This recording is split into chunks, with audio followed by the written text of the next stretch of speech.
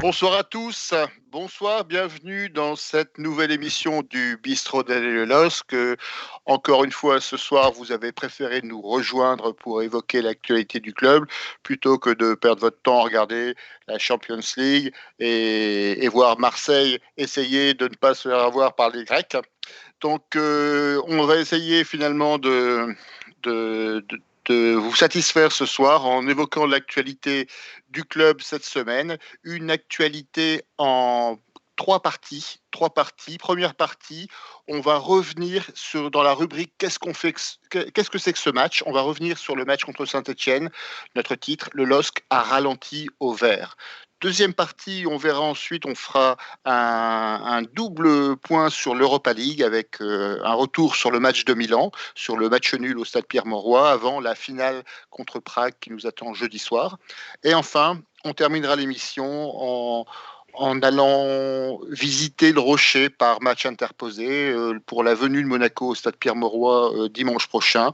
Encore un match au sommet pour le LOSC qui enchaîne les différents matchs à un rythme effréné. Premier sujet, qu'est-ce que c'est que ce match? Le LOSC ralentit au vert. Le LOSC réalise un match nul au stade Geoffroy Guichard après une première mi-temps une nouvelle fois très décevante. Il s'avère que l'équipe a beaucoup de mal visiblement à enchaîner les matchs de championnat avec les matchs d'UEFA. Alors, j'ai oublié, bien sûr, pour évoquer ce sujet et les autres, bien sûr, nous avons les intervenants et les invités. J'ai oublié l'essentiel. Nous avons donc les deux Christophe qui sont présents. Donc, Christophe D qui est avec nous encore cette semaine. Salut tout le monde. Nous avons Christophe C qui est toujours là avec son drapeau du Canada. Bonsoir tout le monde. Nous avons Baptiste qui revient également, le Benjamin d'entre nous. Bonsoir à tous. Bonsoir Baptiste. Et nous avons le retour de Patrice qui s'ennuyait de nous et qui est revenu nous voir cette semaine. Bon. Absolument, bonsoir. Et bien sûr, toujours à la technique, Arnaud qui est présent et qui nous prépare une émission où tout se déroulera comme prévu, on n'en doute pas. Cette émission est diffusée donc sur le compte Twitch du Bistrot d'Alain LOSC et est également diffusée sur le groupe Facebook d'Alain LOSC. Donc vous pouvez interagir en direct sur le chat du compte Twitch ou sur les commentaires du Facebook. Donc n'hésitez pas à intervenir, n'hésitez pas à nous faire part de vos avis et à réagir finalement à nos différents propos. Donc, première rubrique, qu'est-ce que c'est que ce match? Le LOSC ralentit au vert. Comment vous expliquez cette situation et cette incapacité du LOSC finalement à démarrer à la première minute ces matchs de championnat après les matchs de Coupe d'Europe? Qui veut commencer? Peut-être un des Christophe D.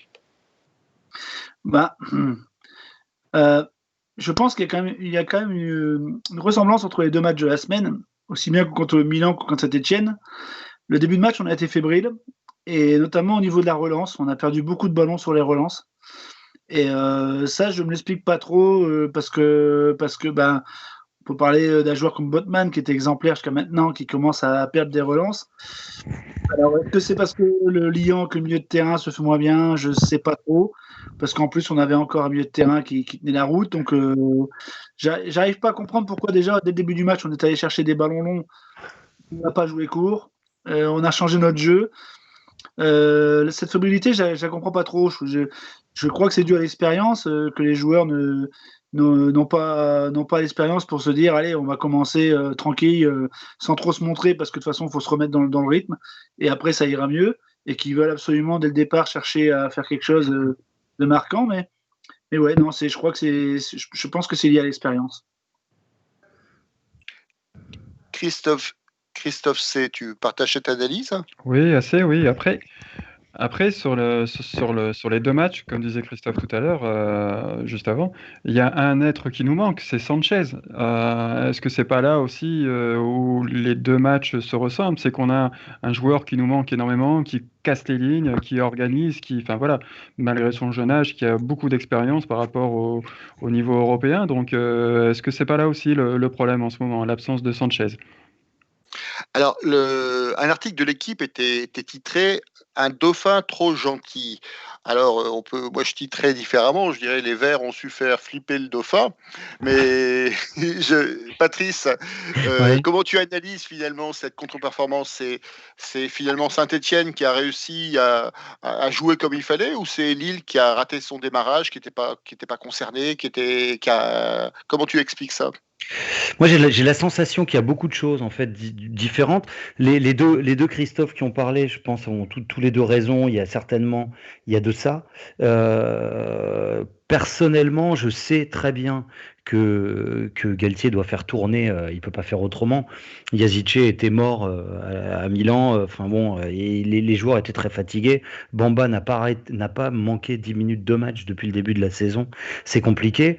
Mais personnellement, par exemple, au niveau de ce qui se passait devant en première mi-temps, honnêtement, moi, à Rojo à gauche, à chaque fois qu'il est à gauche, j'ai jamais aimé, jamais. Hein. Donc, j'ai jamais trouvé qu'il. Alors, c'est peut-être un hasard, mais peut-être pas non plus. Il connaît. Bon, j'ai été très content quand il est entré en jeu en seconde mi-temps parce qu'en première, j'avais pas la sensation qu'il était là. Et c'est vrai que j'ai l'impression qu'on a une équipe, quand on n'est pas vraiment mais méga concerné par une affiche extraordinaire et que peut-être qu'aussi, en fait, le staff fatalement, quand on joue tous les 3 jours, le staff a beaucoup moins le temps de travailler tactiquement, etc., sur l'adversaire. Et puis, y a une autre chose aussi qui entre en jeu, je pense. En dernier lieu, c'est que les gars nous attendent. Hein. C'est-à-dire que Saint-Étienne avait quand même besoin de points. Ils étaient en place. Ils nous attendaient et ils savent très bien que quand on revient de Coupe d'Europe, Puel est quelqu'un qui sait très bien que quand on revient de Coupe d'Europe, on est très fatigué. Donc voilà, à mon avis, il y a plein de choses. C'est un ensemble. Alors, on a quand même une constante. Après, on a 4 matchs de Coupe d'Europe. Après chacun de ces matchs, on a gagné aucune rencontre de championnat de Ligue 1. On a Mm. 3 nuls et une défaite. On a fait Ah oui, nul c'est vrai. Mm. on a fait un nul à Nice, un nul face à Lyon.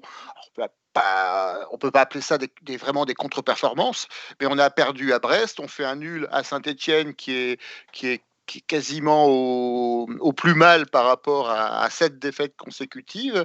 Il reste 2 matchs de Coupe d'Europe, Prague et Celtic. Il faut savoir que juste après, on reçoit Monaco et on reçoit Bordeaux. Donc ça risque d'être compliqué si on n'arrive pas à trouver une solution. Baptiste, comment tu analyses cette difficulté lilloise?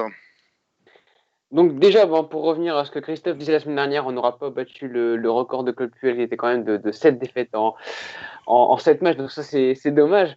Après, pour revenir à Saint-Etienne, c'est vrai qu'on n'a pas réussi à maîtriser surtout la première mi-temps. Les matchs qui suivent, comme tu l'as dit, les matchs d'Europe sont très, très compliqués. Alors, comment expliquer ça? Est-ce qu'on est un peu sur notre nuage en jouant l'Europe, en jouant des grands aussi d'Europe et on arrive face à un Saint-Etienne qui est sur cette défaite, on se dit c'est un peu plus facile que d'habitude. Je sais pas du tout comment expliquer ça. Alors, pourtant, Galtier avait insisté. Hein, il a depuis le match de Brest. Alors, je ne sais pas si c'est en rapport au fait qu'on l'avait annoncé à Brest il y a 15 jours, 3 semaines, mais depuis le match de Brest, à chaque conférence de presse, il fait référence au match en disant attention, on n'a pas le droit finalement de passer à travers comme ça. Et on a l'impression que là, contre Saint-Étienne, finalement, ils refont la même chose. Alors, est-ce qu'il faut faire tourner? Est-ce qu'il faut pas faire tourner? Arnaud, tu as un avis là-dessus?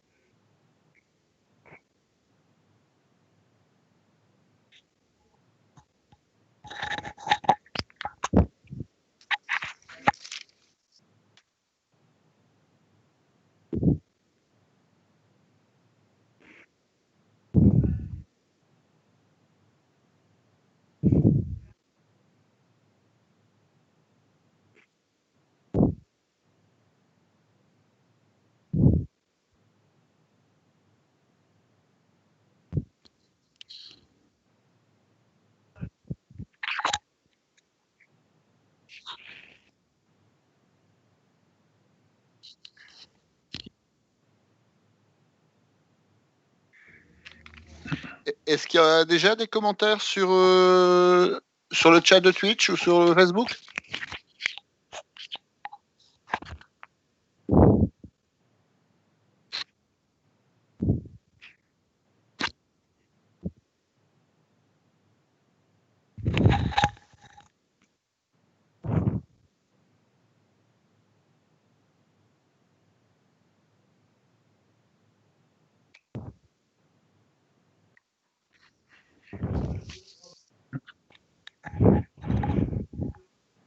Oui, ça c'est vrai.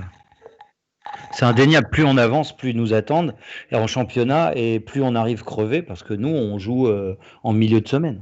Donc, je pense que quand on regarde aussi les autres clubs, à part Marseille qui fout tellement rien en Coupe d'Europe qu'ils arrivent en championnat très en forme. Non, je suis un peu méchant, mais sinon tous les autres, regardez Paris, ils font pas le match que Paris doit faire. Normalement, leur première mi-temps, c'est dégueulasse. Voilà, et tous les Européens arrivent et c'est dégueulasse en fait. Donc on n'est pas les seuls.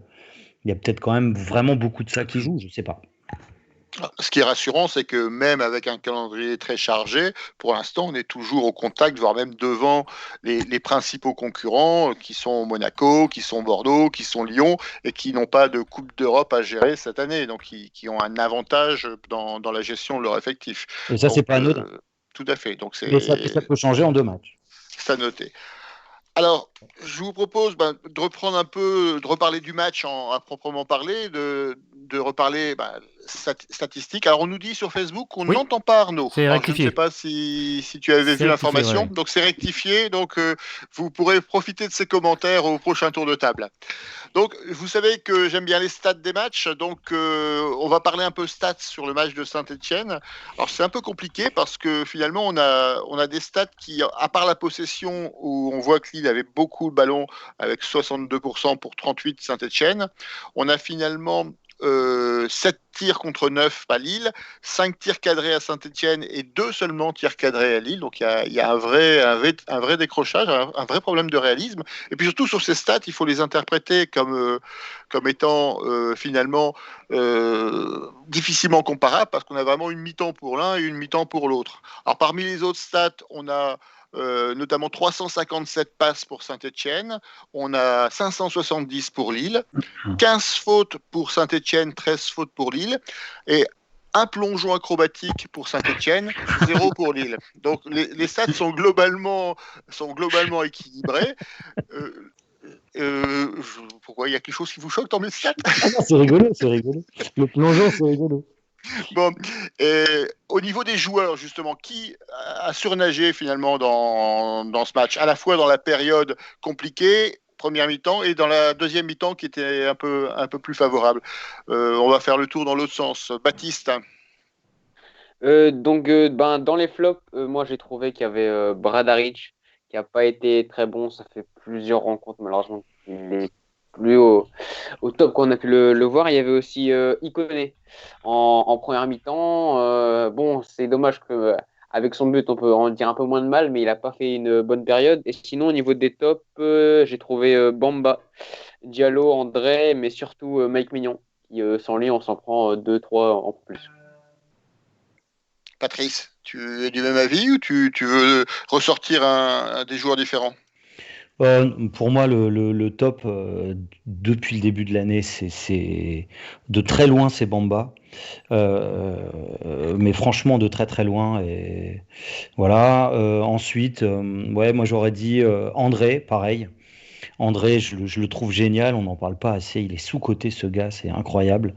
Et puis, je dirais quand même s'il a raté un peu sa vie, sur le match, il aurait pu en mettre, mais je dirais quand même Bourak, parce que franchement, honnêtement, s'il n'était pas là depuis le début de la saison, et encore à ce match, il a manqué de réalisme, mais moi je trouve qu'il aurait mérité de marquer, c'est mon avis.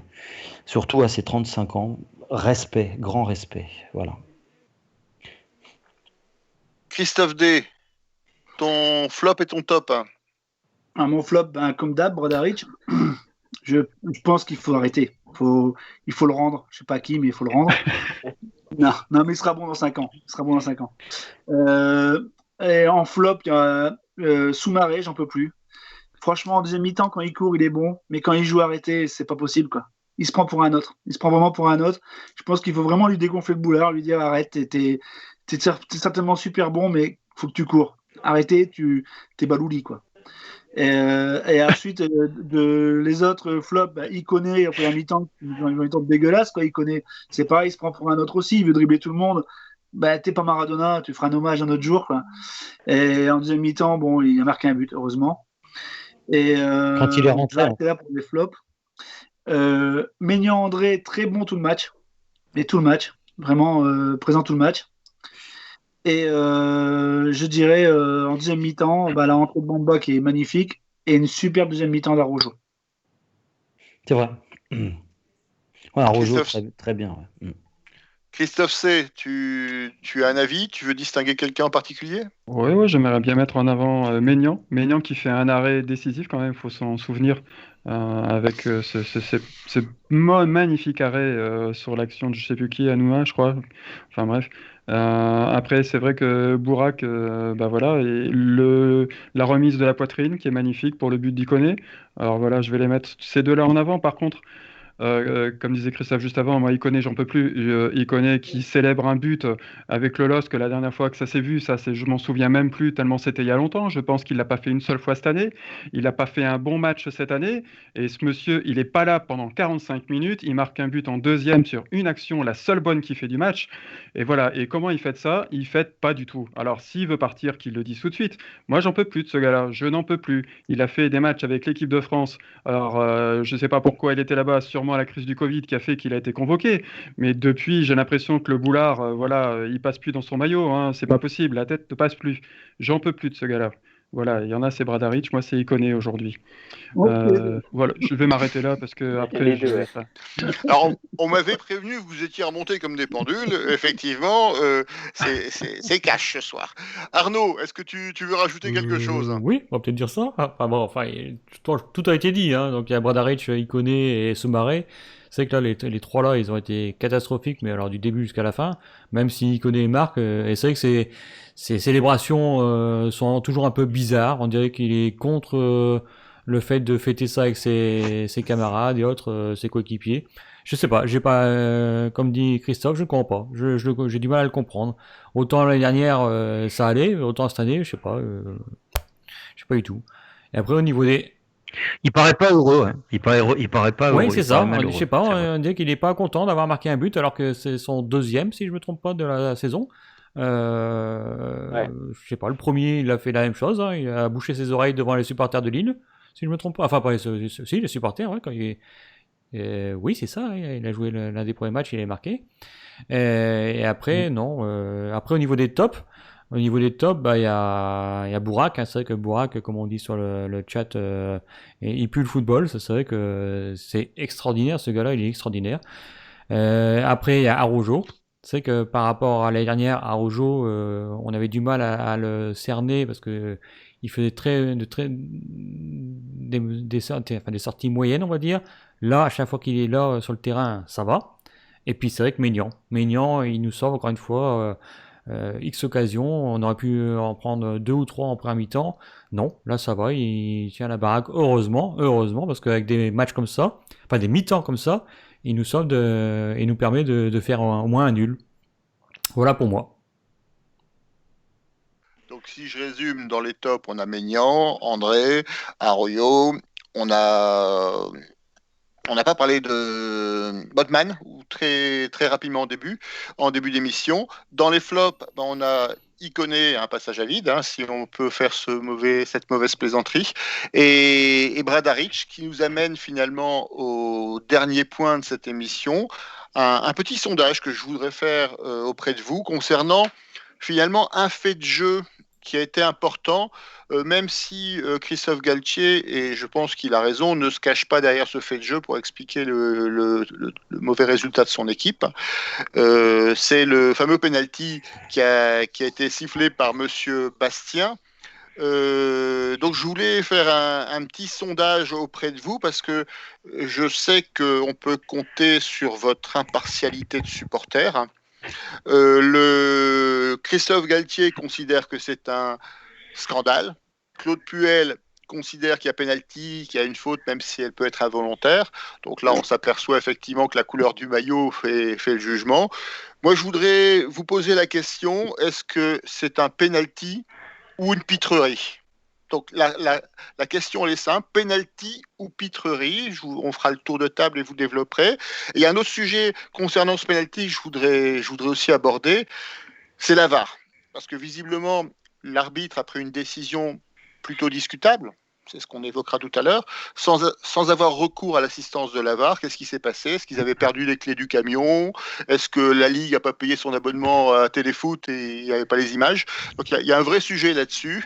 Donc je voudrais vous écouter. Alors, on va commencer par Christophe D. Je pense que c'est un sujet que tu voulais aborder. Alors Christophe, pitrerie ou penalty? Penalty ou pitrerie? Mais c'est une pitrerie de plus de ce sinistre Casery. Casery, j'en peux plus de ce mec-là, je peux pas. Ce mec-là, il passe son temps par terre, à aller chercher les pieds, les mains pour tomber. Enfin, c'est juste pitoyable. Alors, Bradaric, ça tombe sur Bradaric, c'est pas de bol, mais il arrive à faire un peu de son gardien en se cassant la gueule. Bon, d'accord, ok. Mais c'est pas une raison pour se jeter sur Bradaric alors que le Maignan, il est déjà allongé avec le ballon dans les mains. À quel moment Casery peut marquer le but? Il n'est pas possible, c'est pas possible. Il a 3 secondes de retard, il peut pas avoir le ballon. Donc, c'est une pitrerie sinistre. Et comme je te le dis souvent, François, on a arbitré comme une DH à Lille. Et j'en ai vraiment marre de ça. En deuxième mi-temps, on peut parler aussi du rouge que Debuchy devait avoir. Et Debuchy a essayé de l'avoir 3 fois son rouge. Et en 3 fois, il n'a pas réussi à l'avoir. Donc, pitrerie, mais c'est pénible. Et c'est pesant. C'est vraiment pesant. Christophe C. Penalty ou pitrerie? Pitrerie, mais incroyable, 5 étoiles, la pitrerie. Alors, je vais rappeler son nom, Monsieur Bastien. Monsieur Bastien est originaire de Lorraine, il n'est pas obligé de nous prendre pour des quiches quand il nous arbitre, par contre, ça c'est interdit. Enfin voilà, alors vous savez ce qu'il a fait là pendant la période de Covid? Il s'est mis à la préparation mentale, c'est-à-dire que même pas pour lui, mais pour les autres. Vous avez vu son attitude sur le terrain? Mais c'est pas un préparateur mental, c'est un policier. Enfin voilà, on peut pas parler avec lui. Il ne veut pas écouter les joueurs.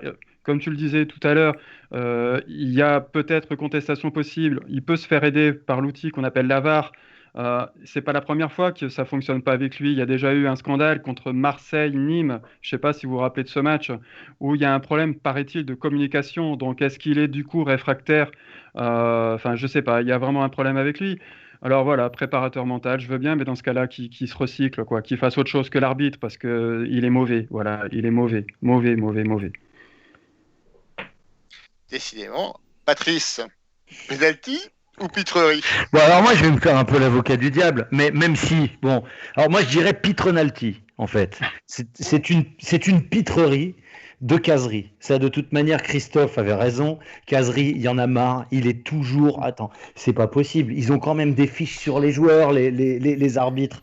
C'est pas possible. Ils connaissent les trucs. Non, pas tous les arbitres, visiblement. Malgré tout, quand on regarde bien l'action et quand on regarde le ralenti, et si on se met donc à la place éventuellement de la VAR, quand on regarde bien, Bradaric met le pied bien loin derrière tout en regardant si Casery est là.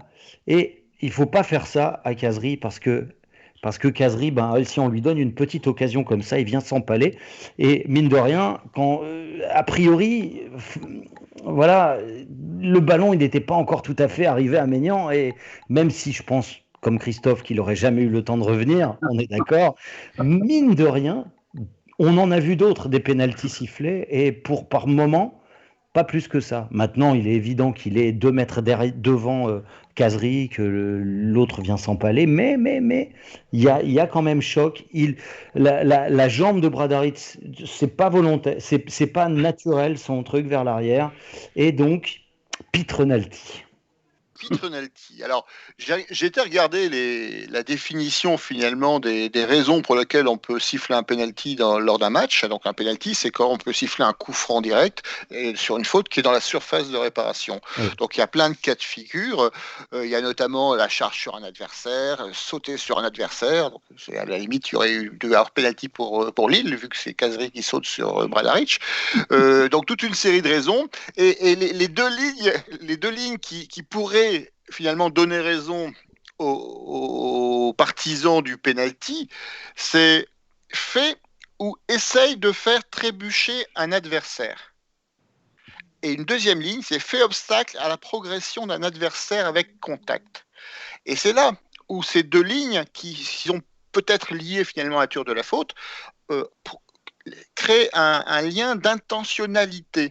Et quand on regarde le match, est-ce que la chute de Bradarić, avec ses jeux de jambes un petit peu élevés, son regard qui fixe Khazri et qui laisse entendre qu'il aurait fait exprès de faire tomber Khazri, est-ce qu'on est dans un match de foot ou est-ce que c'était un extrait de Matrix? Il faudrait être logique.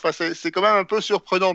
Alors, Baptiste, comment tu peux expliquer finalement que l'arbitrage tourne en autre boudin comme ça? Est-ce que pour toi c'est pénalty ou pitrerie?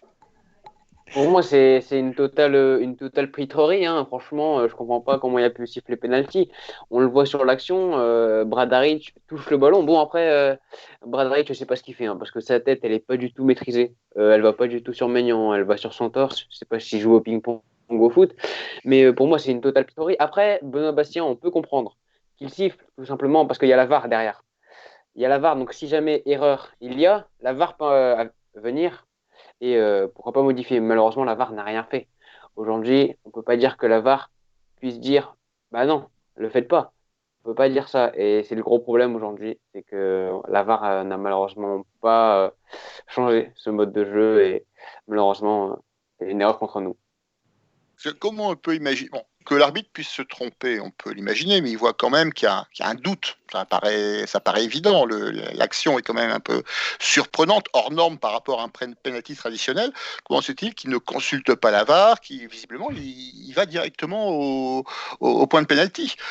Qu'est-ce que tu en penses, Arnaud? Et qu'en pensent les réseaux sociaux? Moi d'abord, je vais dire ce que c'est une double pitrerie, on va dire, parce que déjà, le penalty, il n'y avait pas penalty pour moi, déjà d'une part, et deux, sur la deuxième faute, sur la faute de Debuchy aussi, parce qu'en fin de compte, il n'y avait pas penalty non plus, mais il y avait rouge au moins, parce que Debuchy, il empêche le joueur de passer, le joueur lillois, il allait directement droit au but, hein, il allait directement au but. Alors si on siffle penalty à ce niveau-là, on siffle rouge de l'autre côté. Après, pour revenir sur le penalty, il paraît que la VAR a confirmé. J'ai vu un peu sur internet, il paraît que la VAR a confirmé penalty. Moi je veux bien, je sais pas où ils l'ont vu, mais ils l'ont vu. Mais bon, après sur le... La jambe arrière de Bradarić. Je le dis. Si, il y a la jambe arrière de Bradarić et voilà. Ouais, mais quand on regarde l'action, Maignan, il avait le ballon dans les bras quand il a sifflé. Donc... Qui mettent un joueur à Bradarić. C'est comme le ballon qui va à la main qui va au ballon. Il y a plein de pénaltys qui sont sifflés où c'est le ballon qui va à la main. Le mec est à 1 mètre. Voilà, il y a pénalty comme ça parce que aujourd'hui, maintenant, ils sifflent pénalty très facilement. Ouais. Les après, petits sur les différents chats, sur le chat de Twitch, il y a Derrick Cott qui dit au rugby, les arbitres travaillent ensemble et tout est clair. Et c'est vrai qu'en rugby, en plus de travailler ensemble, on entend tout. On entend tout ce qu'ils se disent. Moi, je voudrais bien qu'on entende tout ce qu'ils se disent aussi entre arbitres et VAR. Qu'on entende vraiment avec les micros. Alors là, parce que je voudrais bien savoir ce qui se dit réellement. Parce que est-ce qu'on dit réellement la vérité ou on dit non, laisse tomber, celui-là il simule ou je ne sais quoi. Moi, je voudrais bien entendre tout ce que les arbitres disent aussi. Ça. En plus, ça apporterait énormément au spectacle. Je suis entièrement d'accord avec toi. C'est-à-dire qu'en plus, même pour tout le monde, ce serait... on serait vraiment, parce qu'il y a peut-être des choses qui nous échappent et qui là... Voilà, ce serait clair. Et après, les spectateurs et les téléspectateurs... Et au moins les quiches, on verrait bien que ce sont de bonnes quiches. Et les téléspectateurs et les spectateurs entendraient ce que les arbitres disent et ils comprendraient, ah oui, ça on ne savait pas, parce qu'on ne peut pas tout savoir non plus au niveau des règles. Donc on peut entendre, on va dire, voilà, ah oui, c'est vrai, il y avait ça, ah oui, il y a ça. Alors qu'après, on se déchaîne sur les réseaux sociaux en disant, oui, il n'y avait pas ceci, il n'y avait pas cela. Si on entend clairement ce que l'arbitre pense réellement, si la règle est exacte, ok, pas de problème. Mais bon, voilà. Et c'est vrai que c'est une très bonne idée que tu as. Ça apporterait en plus énormément au spectacle. J'y avais jamais pensé, mais c'est bravo Arnaud. Mais je vais vous dire pourquoi ils font pas. Parce que moi qui regarde beaucoup le rugby, vous voyez un arbitre qui dit quelque chose au rugby, il y a un mec, l'arbitre qui fait 1m75. En face de lui, il y a un mec de 2m10, 135 kg. Il lui dit, monsieur, ce que vous faites, c'est inacceptable dehors. Le gars, il dit, ok, il sort.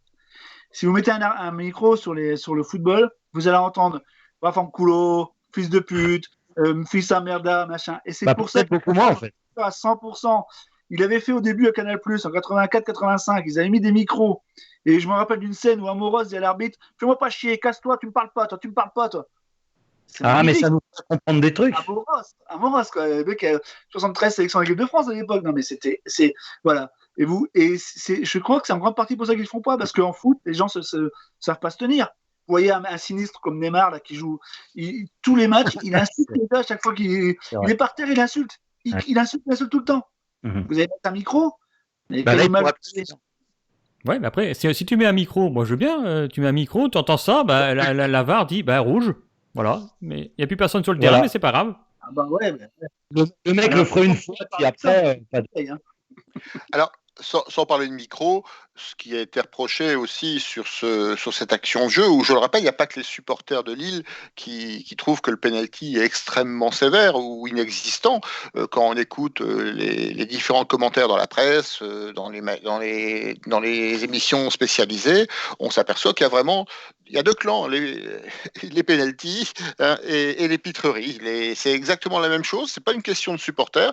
Peut-être que simplement, s'il y avait au moins eu un geste de l'arbitre en disant qu'il a pris sa décision en ayant consulté la VAR par l'oreillette, un petit geste dans son oreille, peut-être que déjà ça aurait calmé les gens en direct et ça aurait expliqué qu'au moins il assume complètement sa décision et qu'il a eu l'information de la VAR qui a confirmé finalement son sentiment. Ce serait déjà pas mal. Après, je le répète, c'est pas cette action finalement qui est la cause du match nul et de la première mi-temps catastrophique des Lillois. Je crois qu'il ne faut pas se réfugier derrière ça. Et d'ailleurs, Christophe Galtier ne l'a jamais fait.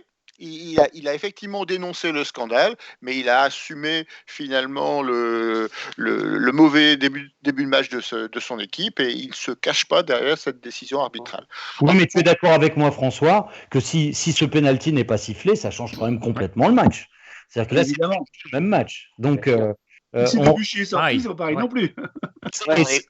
Exactement. Donc, c'est vrai que Galtier est toujours sport, il s'en prend jamais aux arbitres, mais force est de constater quand même que dans le championnat, moi je veux pas faire théoricien du complot, mais dès qu'on a un peu trop de points, on nous met cet arbitre.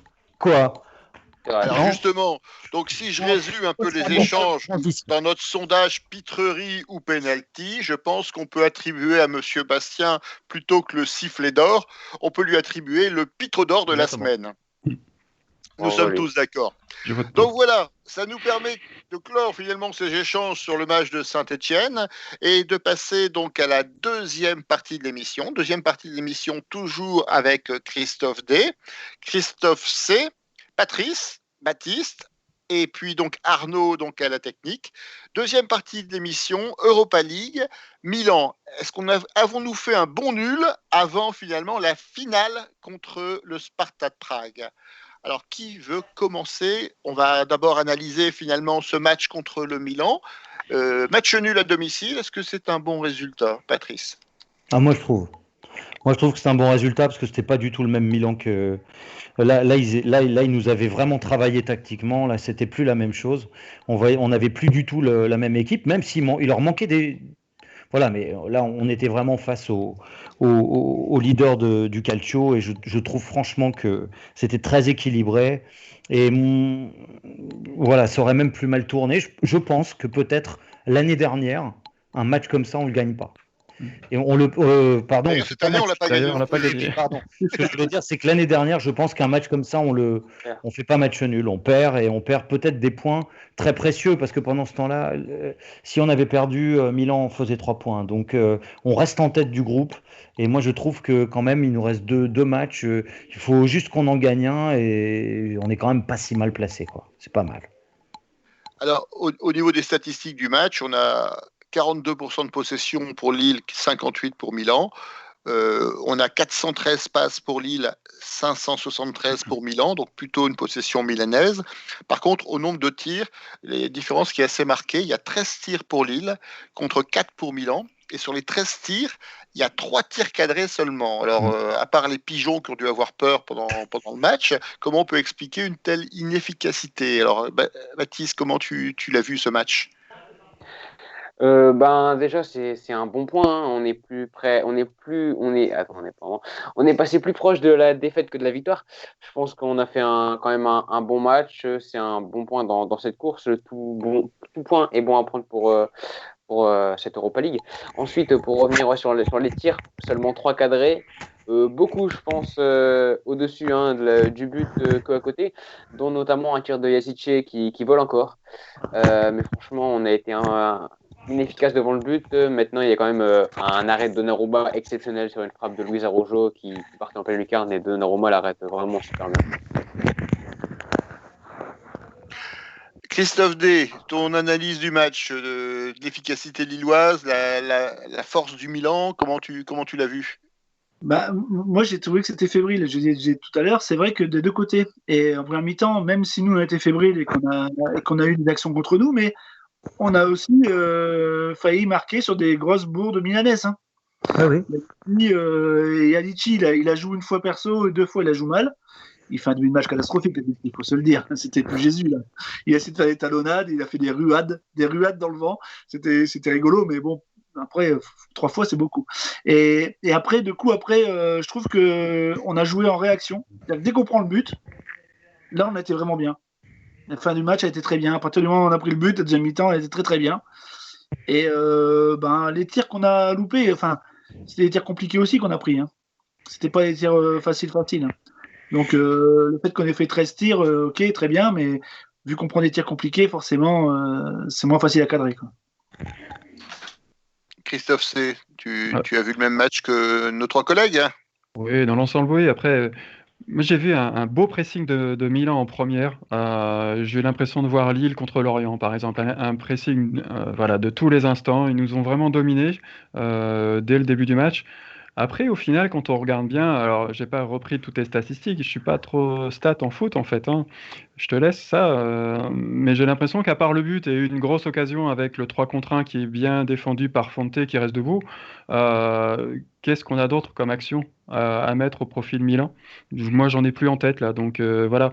Alors finalement, on fait un bon match nul, mais je pense que eux aussi font un bon match nul. Ils n'étaient pas mécontents à la fin du match, je crois. Sincèrement, je pense que pour eux, c'est aussi un bon résultat. Ils avaient peur de nous, hein, de toute façon. Oui. Arnaud, tu en penses quoi de ce match? C'est un bon résultat pour Lille ou c'est un bon résultat pour Milan? On s'était tous emballés au départ en disant qu'on va gagner une deuxième fois contre Milan. Mais c'est vrai qu'au vu du match et au vu de la technique et la tactique de Milan, c'est vrai que c'était complètement un autre match. Ça n'avait rien à voir par rapport au match aller. Et je pense que c'est un bon résultat. Et je pense que Milan a compris que Lille et eux-mêmes allaient se qualifier, on va dire. Si vraiment il n'y a pas de catastrophe, je crois que ce sera les 2 qui seront qualifiés pour les 16e de finale en Europa League. Après, je reviens sur Monsieur Bastien en question. Ça tombe bien, parce que je ne sais plus si c'était Christophe qui disait qu'il fallait avoir un coach mental ou je ne sais quoi. On a sur le chat de Facebook quand même Nicolas Fauberg, qui lui est coach sportif. Là, il écoute l'émission. Donc peut-être que Nicolas Fauberg, ça serait bien pour Monsieur Bastien aussi. Hein, donc on ne sait jamais. Nicolas Fauberg, s'il nous entend, hein, tu peux lui contacter. Hein. Alors ensuite, si Nicolas nous entend, alors je lui fais un petit coucou. Il se souviendra peut-être de l'interview quand on avait fait l'album du LOSC à Luchin. Il se souviendra peut-être de moi s'il recherche un petit peu dans ces trucs. Je lui fais un coup.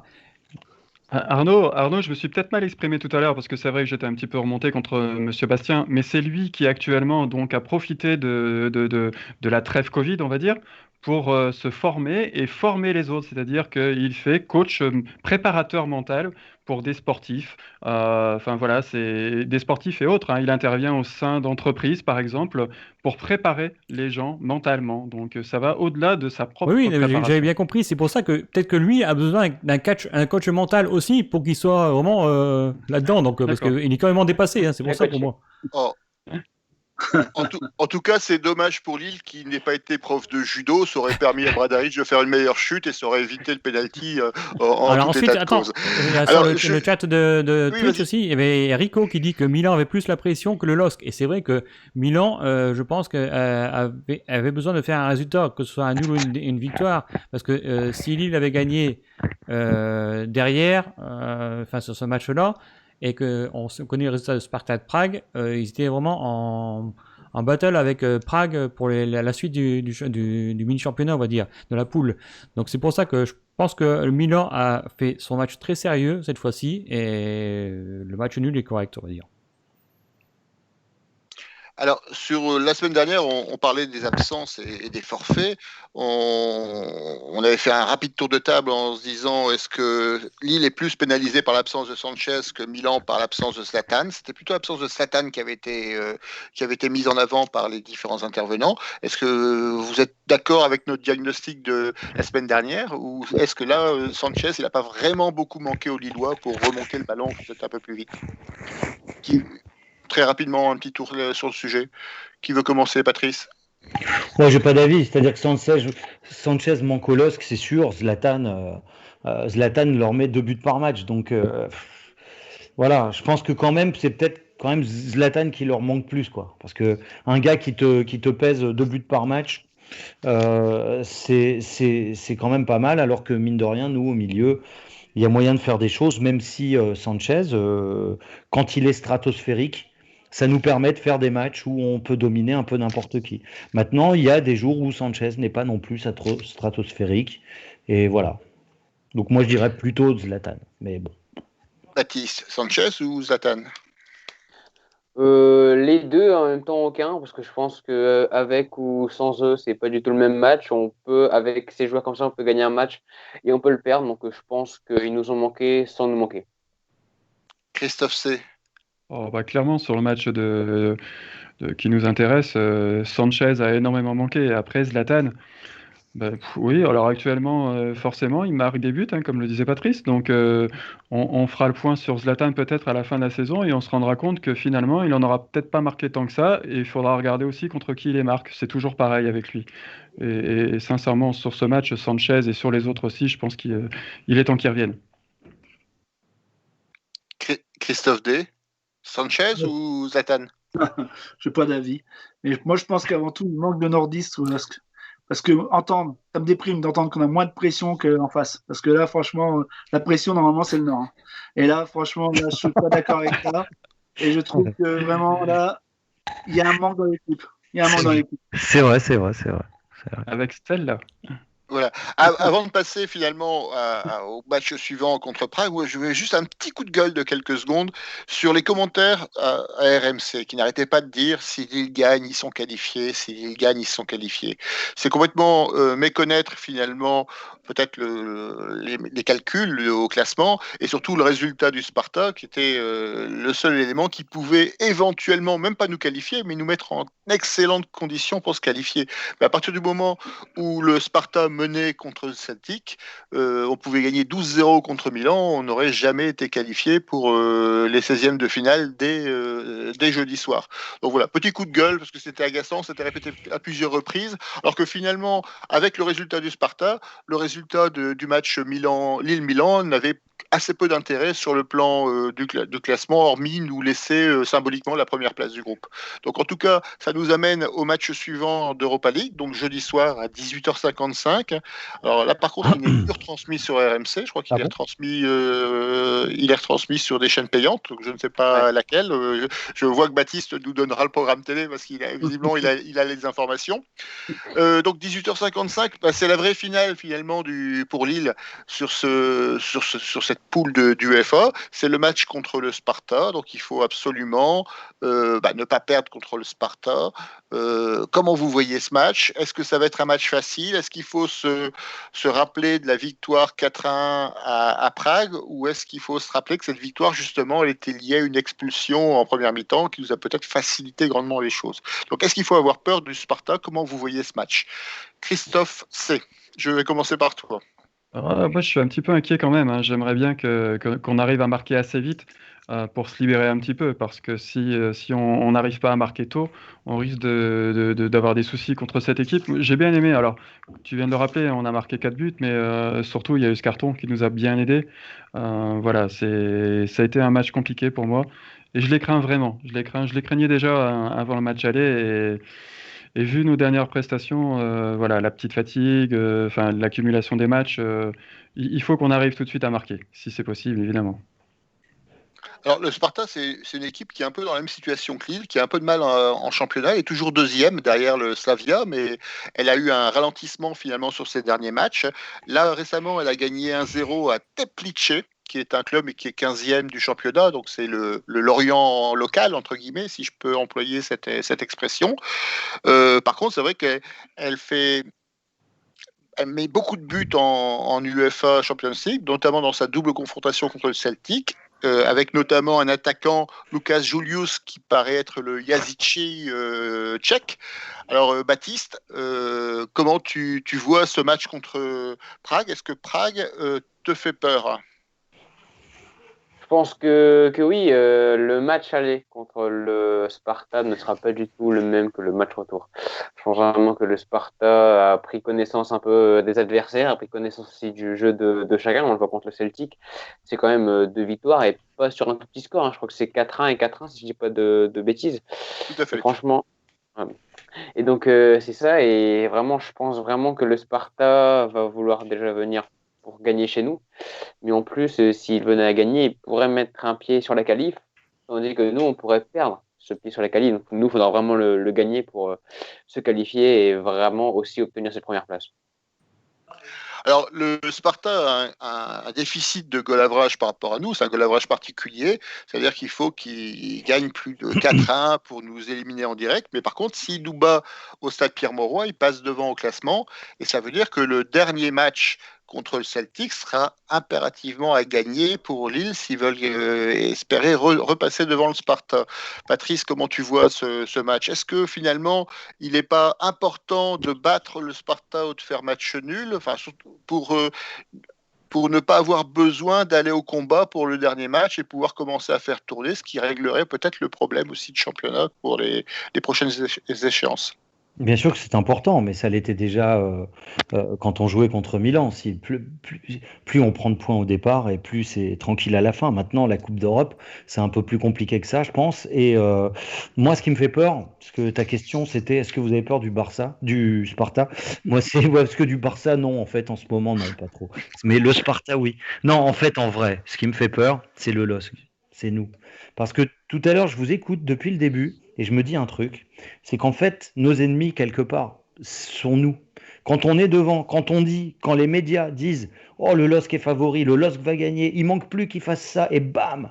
Voilà, ils gagnent ce soir, ils rejoignent Paris, ils gagnent contre Milan, ils sont qualifiés, ils machin. Alors peut-être que je me trompe, peut-être ça n'a rien à voir avec ça, mais systématiquement, quand on dit, voilà, on est en haut, alors c'est peut-être la jeunesse de notre équipe, je ne sais pas, c'est peut-être un hasard pur, mais je crois que quand on nous attend, quand on dit, voilà, il ne reste plus que ça à faire, il y a un truc qui se fait et je crois qu'on est bien meilleur quand on a des choses à réellement aller chercher, qu'on est un peu derrière.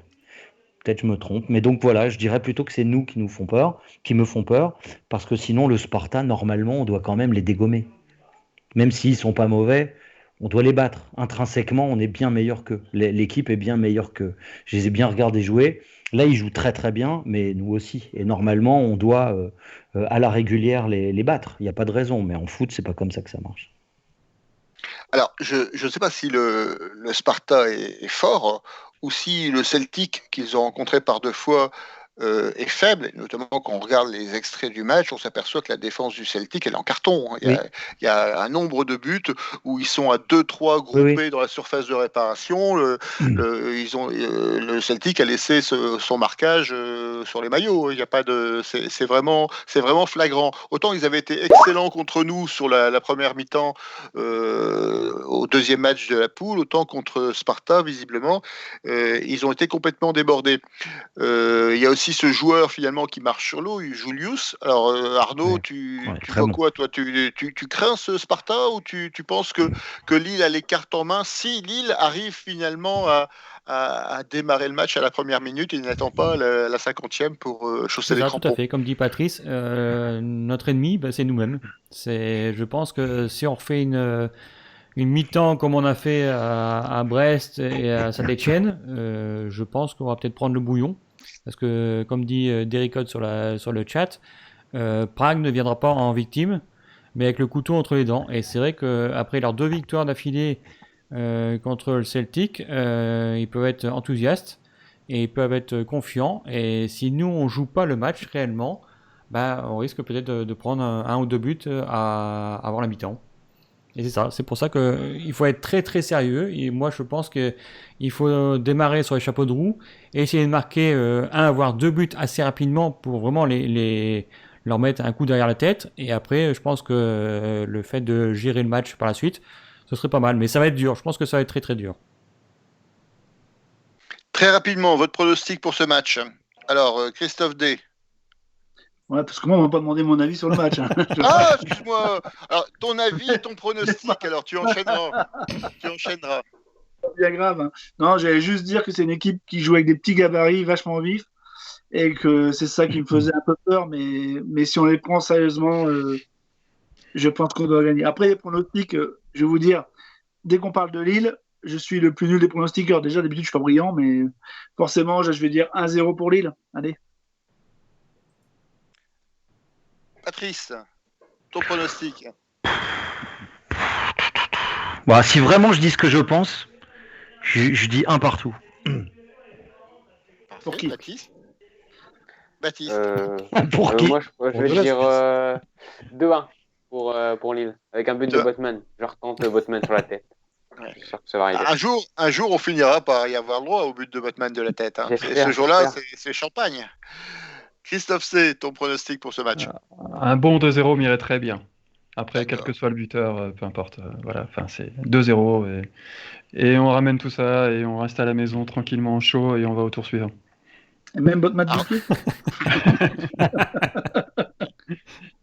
C'est ce qui fera peut-être la différence. Arnaud, tu as un pronostic pour le match? Alors, si on joue comme contre Saint-Etienne ou Brest, ça va être du 1 partout. Si on joue sérieusement, 2-0. Et est-ce qu'il y a des pronostics sur les chats ou sur les, sur les Julien réseaux qui sociaux? pronostique 2-1. Et ben moi je dirais un 0-0, un bon 0-0 bien gras, tout ça, où on n'arrive pas. Mais je suis aussi bon pronostiqueur que Christophe, donc il y a peu de chances que ça arrive. Surtout ne prenez pas mon exemple si vous voulez tenter sur les sites spécialisés. Voilà, on a fait le tour de l'Europa League, donc ce double rendez-vous, donc Milan la semaine dernière, Prague cette semaine, en espérant effectivement qu'on puisse passer rapidement à l'étape suivante pour se concentrer sur les épreuves du championnat d'ici la fin d'année. Épreuve du championnat qui continue dimanche prochain avec la réception de Monaco. Encore un match à 13h. Alors, j'ai vu que Lille essayait de switcher avec un match Lyon contre Metz, si je ne dis pas de bêtises, ou Metz-Lyon. Qui se déroule à 21h. J'ai assez peu d'espoir sur le résultat finalement de ces démarches parce que je vois pas Monaco et encore moins Lyon donner son accord pour déplacer le match. Je crois que c'est une tentative. Mais c'est quand même assez désolant ces programmes télévisés où ils font jouer un club qui évolue le jeudi en Coupe d'Europe, un dimanche à 13h. Je pense que c'était aussi peut-être une des explications de la première mi-temps de Brest. Bon, ça valait pas pour Saint-Etienne, mais en tout cas, ça ne nous met pas dans des conditions idéales pour ce match. Alors, comment vous voyez ce match contre Monaco? Monaco qui est 4e du classement, ex-aequo avec Lille en nombre de points, et surtout un Monaco qui pète le feu en ce moment. Qui veut commencer? Baptiste? Allez. Je te sens bien sur Monaco. Je pense que là, par rapport à ce match, je pense qu'il y a beaucoup de facteurs qui vont faire la différence. Monaco, c'est une équipe qui, un jour, peut être d'un niveau exceptionnel avec un Ben Yedder, Jason Martins qui emmène l'équipe vers le haut. Et des fois, ça peut être des équipes qui peuvent perdre contre des Dijon, contre des Saint-Etienne. Je pense que contre Lille, ils vont quand même essayer de faire un bon match. Il y aura Ben Yedder, il y aura Voland pour emmener cette équipe de Monaco. Il va falloir faire très attention à cette attaque. Maintenant, la défense de Monaco, c'est fébrile. Donc, il va falloir saisir les occasions pour en mettre le plus possible au fond et ainsi se mettre à l'abri assez rapidement et aussi jouer le match 90 minutes.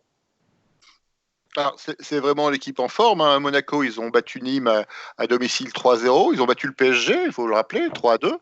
Ils ont battu Nice à Nice, donc 1-2. Et ils ont battu Bordeaux, qui est aussi une équipe qui carbure pas mal en ce moment. Ils l'ont battu 4-0 à domicile. Donc, c'est 4 résultats qui sont vraiment exceptionnels. Alors, faut-il avoir peur de ce Monaco qui se présente à Lille, Christophe C. Ouais, moi j'ai un petit peu peur. Ouais. J'ai surtout peur de son côté droit. Alors, on a notre ami Bradaric qui est à la ramasse totale. Alors, j'espère que c'est Renedo qui va le remplacer parce que défensivement, ce serait peut-être un petit peu mieux. Mais alors, le côté droit avec Aguilar et Martins, ils vont à 200 à l'heure tous les deux. Il y en a un qui s'est centré au moins sur les deux, c'est Aguilar. On n'a pas ça actuellement à Lille tant que Selic ne sera pas là. Voilà, moi je suis vraiment inquiet. On risque de prendre l'eau sur le côté, donc il faudra être costaud.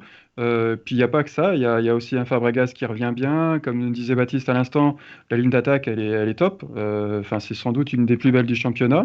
Ils reviennent très très bien. Ils n'ont pas beaucoup de matchs à part les matchs de Ligue 1 actuellement. Donc, ouais, moi je suis inquiet. Je suis inquiet et ça va peut-être plus difficile qu'à Brest.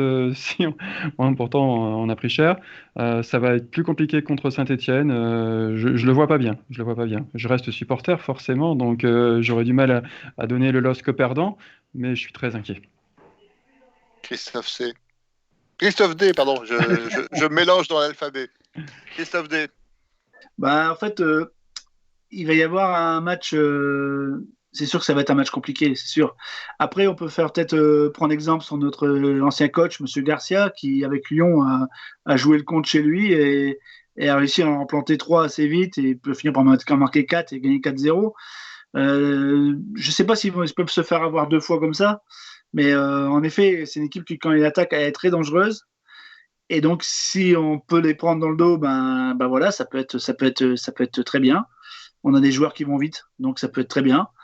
Il suffit de voir. Il reste à savoir comment Monaco va jouer, s'ils vont venir jouer comme ils ont joué à Lyon, en voulant jouer très haut dès le départ et imposer leur jeu, ou s'ils vont être plus prudents maintenant et se rappeler que des fois, il y a des joueurs aussi qui vont vite dans leur dos. Donc, ça va être serré. Ça va être serré. Et en fait, je pense que ça va être on a deux très beaux matchs cette semaine entre Prague et Monaco. Patrice, ton avis sur cette venue des Monégasques à Lille? Ouais. Alors déjà, je voulais répondre à ta question de tout à l'heure.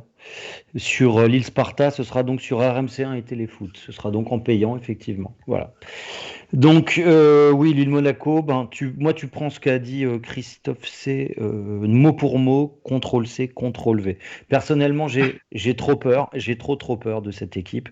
Et ce qui me fait vraiment peur en plus dans cette équipe, c'est que même quand ils sont menés, ils s'en foutent. Ils commencent à avoir, mais ça c'est leur coach, hein.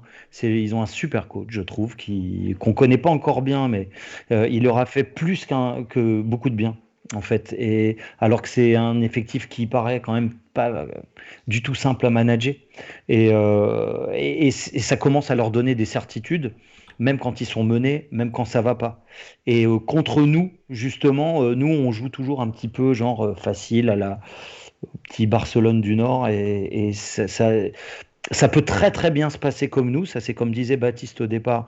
Effectivement, ils peuvent être dans un jour sans et on peut très bien leur en mettre plusieurs, mais ça peut aussi pas très bien se passer pour nous, et je trouve que dans notre forme actuelle, on reviendra d'un match de Coupe d'Europe une fois de plus, et forcément ça me fait peur, c'est logique.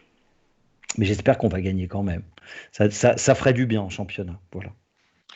Alors, Arnaud, tu as peur de Monaco? Oui et non.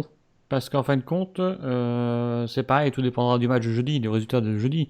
Mais après, quand on regarde un peu les matchs de Monaco, sur leurs 5 matchs à l'extérieur, que je ne dis pas bêtise, ils ont 2 victoires et 3 défaites. Ils n'ont aucun nul. Et les victoires, c'est simplement à Metz, deuxième journée, et à Nice, à la 10e journée.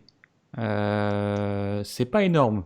Quand on regarde un peu ça, c'est pas énorme. Après, c'est vrai que quand on regarde aussi le classement, à l'extérieur, ils marquent très peu de buts. 5 buts contre 8 encaissés. Donc, si nos attaquants sont en forme, dimanche, on peut les battre. Mais ça va être dur. Après, tout ce que je vois, à l'extérieur, ils font aucun nul. Donc on peut en déduire que c'est grâce à leur public chez eux que... C'est les seuls à pas être déstabilisés par le public. Tout à fait. Il Voilà. n'y a pas d'effet Covid à Monaco, ça paraît Voilà, une tout à fait. évidence. Et sur les réseaux sociaux, quel est le sentiment? On craint Monaco ou on est plutôt confiant, même si Lille a souvent des difficultés après ces Alors on a matchs de Julien Coupe qui d'Europe? dit les deux équipes savent tout faire, donc risque de bataille, de tactique et de coach sur ce match. Et c'est vrai que je pense que au niveau des tactiques et des coachs, c'est surtout les remplacements. Les remplacements vont peut-être faire du bien, que ce soit à l'une ou l'autre équipe. Et je pense qu'il faudra jouer vraiment aux petits oignons pour bien remplacer au bon moment les joueurs qui seront peut-être un peu cuits à ce niveau-là. Aux petits oignons, Baptiste. Après les autres boudins. Les deux vont souvent bien ensemble. Je La vous propose. pression est sur nous quand même, hein, puisque quelque part, eux, s'ils nous battent chez Ouais, nous, c'est ils sûr. passent devant. Donc, Voilà, c'est quand même pas mal pour eux. Hein. je crois qu'il y a un vrai sujet, et puis surtout, toutes les équipes de France savent que Lille a des difficultés après ces matchs de Coupe d'Europe, notamment en début de match, et qui paraît évident, sauf si le coach monégasque a pas l'habitude de regarder les matchs à la télé, mais ça m'étonnerait. Enfin, il l'avait fait pour Lyon, justement. Il avait été surpris par l'attitude, défensive des Lyonnais. Mais donc maintenant, tout le monde sait que Lille a du mal à démarrer ses matchs après la Coupe d'Europe, et c'est vrai qu'il faut s'attendre à une pression assez forte des Monégasques sur notre défense, et il faut qu'on tienne, et ça va être un match qui va être effectivement très compliqué, pour reprendre une expression que nous avions beaucoup utilisée la semaine dernière. Voilà, on arrive au terme de cette émission. Avant de clôturer, je vais vous demander vos pronostics pour ce match de Monaco. Maintenant, il faut prendre position. Alors, qui veut commencer? Christophe D. D'abord, je voudrais dire que si on avait plus d'indices dans l'équipe, avec plus de pression, on aurait moins peur dans Monaco. D'abord, je dirais ça. Et deuxièmement, je dirais 3-2 pour nous. Patrice. 3-2 pour nous. Pareil. Baptiste. Je vais dire 2 partout. Christophe C. J'avais mis la même chose et voilà. Et je voudrais mettre aussi un petit point sur Monaco. Je crois que c'est quand même l'équipe, ça c'est important au football, qui a le plus beau maillot du championnat. Par rapport à nous, je trouve que quand même ça peut faire la différence. Donc voilà. Chaque année, ils ont des très beaux maillots. Ouais, voilà. Donc mais 2 partout. 2 partout. Arnaud, ton pronostic et le pronostic des réseaux Je pense sociaux. qu'on va les écraser 1-0. Parce que, comme je dis, Monaco marque très peu de buts, 5, et ils encaissent très peu, 8. Donc, si on gagne, 1-0. Après, Julien dit 3-2. Aussi. Après, En 3-2, c'est il y le a score à la Derek qui mode. dit que Lille joue sérieusement contre les grosses équipes, et c'est vrai aussi. Ouais, c'est vrai aussi. Je pense qu'on va effectivement nous les écraser 1-0, et qu'à la fin du match, ils nous demanderont grâce. Alors, bien sûr, grâce de Monaco, c'était pour terminer sur un dernier trait d'esprit. Voilà, je pense qu'on a fait le tour de ces différents sujets. Je voulais remercier les intervenants dans un premier temps, bien sûr. Merci à vous de votre participation et de votre fidélité. Merci Arnaud pour cette réalisation technique parfaite.